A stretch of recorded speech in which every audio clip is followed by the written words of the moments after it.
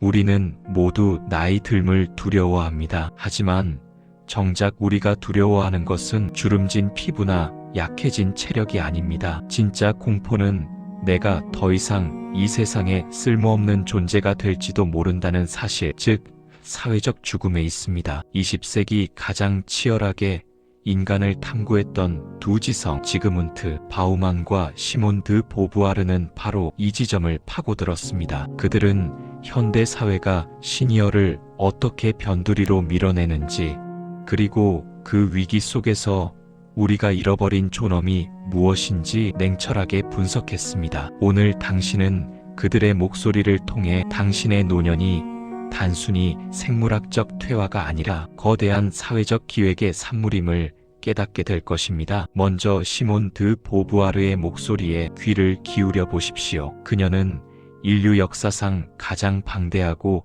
처절한 노년 보고서인 노년을 통해 우리에게 뼈아픈 진실을 던집니다. 사회는 노인을 사람이 아닌 다른 종의 생명체처럼 취급한다는 것입니다. 당신이 젊었을 때 사회를 위해 헌신하고 노동했음에도 불구하고 나이가 드는 순간 당신은 투명인간이 됩니다. 보부아르는 이를 타자화라고 불렀습니다. 당신은 이제 주체적인 내가 아니라 누군가의 돌봄이 필요하거나 사회적 비용을 발생시키는 그들로 분류됩니다. 이것이 시니어가 겪는 첫 번째 위기입니다. 나라는 존재의 연속성이 끊기고 타인의 시선에 의해 정의되는 낯선 노인으로 전락하는 것입니다. 보부아르는 우리가 노년이 우리에게 닥치기 전까지는 그것을 결코 믿지 않는다고 말합니다. 젊음이라는 환상 속에 살며 노년을 외면하던 당신은 어느 날 거울 속에서 낯선 이방인을 마주합니다. 사회는 당신에게 이제 무대 뒤로 물러나라고 강요합니다. 당신의 지혜는 구시대의 유물이 되고 당신의 경험은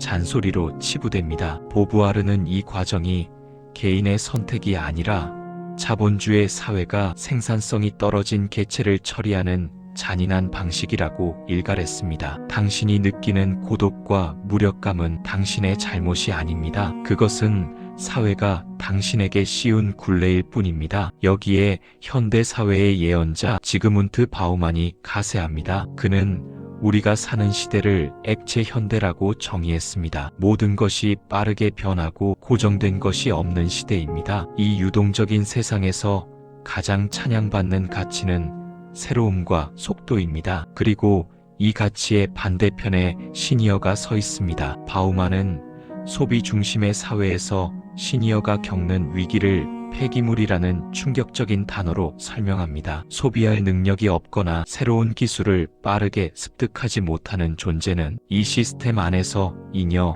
인간으로 간주된다는 것입니다. 당신은 평생을 바쳐 쌓아온 가치관이 단 몇 년 만에 쓸모없는 것이 되는 경험을 하고 있을지도 모릅니다. 바우만은 지적합니다. 과거의 노인은 지혜의 보관소였지만 오늘날의 시니어는 업데이트가 필요한 구형 모델 취급을 받습니다. 정보가 넘쳐나고 기술이 매일같이 바뀌는 세상에서 경험은 더 이상 권위가 되지 못합니다. 오히려 과거의 성공 방식이 현재의 발목을 잡는 장애물로 여겨지기도 합니다. 바우만이 말하는 시니어의 위기는 바로 유효기간의 만료입니다. 당신이 아무리 노력해도 세상의 속도를 따라잡을 수 없을 때 사회는 당신을 유통기한이 지난 상품처럼 매대 구석으로 밀어냅니다. 이 두 철학자가 묘사하는 노년은 참혹할 정도로 냉정합니다. 보부아르가 지적한 사회적 소외와 바우만이 경고한 잉여, 인간으로의 전락은 오늘날 시니어들이 마주한 거대한 벽입니다. 그렇다면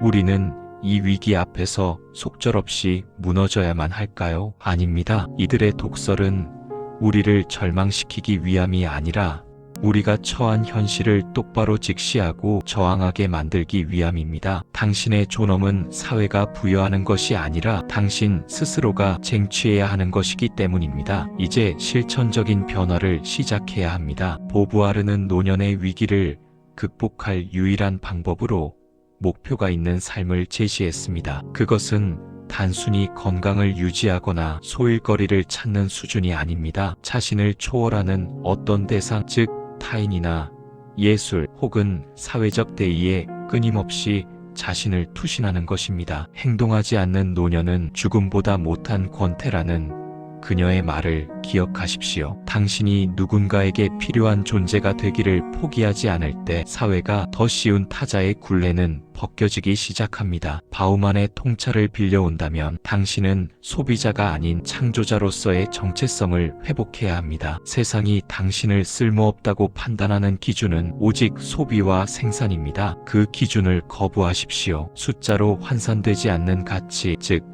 사색하고 기록하며 연결되는 삶을 선택하십시오. 기술의 속도에 매몰되지 말고 당신만이 가진 깊은 통찰을 현대적인 언어로 번역하는 노력을 멈추지 마십시오. 당신은 구형 모델이 아니라 시간의 풍파를 견뎌낸 클래식입니다. 클래식은 유행을 따르지 않으며 그 자체로 고유한 가치를 지닙니다. 오늘부터 딱 7일 동안 매일 10분씩 당신의 인생에서 가장 빛나던 순간이 아니라 지금 이 순간 당신이 기여할 수 있는 일을 기록해 보십시오. 거창하지 않아도 좋습니다. 누군가에게 따뜻한 조언 한마디를 건네는 것, 잊혀가는 전통의 기술을 기록하는 것, 혹은 동네의 작은 문제에 목소리를 내는 것부터 시작하십시오. 당신이 주체적으로 움직이는 순간 사회가 그어놓은 노년의 경계선은 흐릿해집니다. 또한 일주일에 한 번은 당신과 전혀 다른 세대의 사람과 대화하십시오. 그들에게 가르침을 주려 하지 말고 그들이 사는 액체 같은 세상을 배우려 노력하십시오. 바우만이 말한 액체 현대에서 살아남는 법은 고체처럼 딱딱하게 굳는 것이 아니라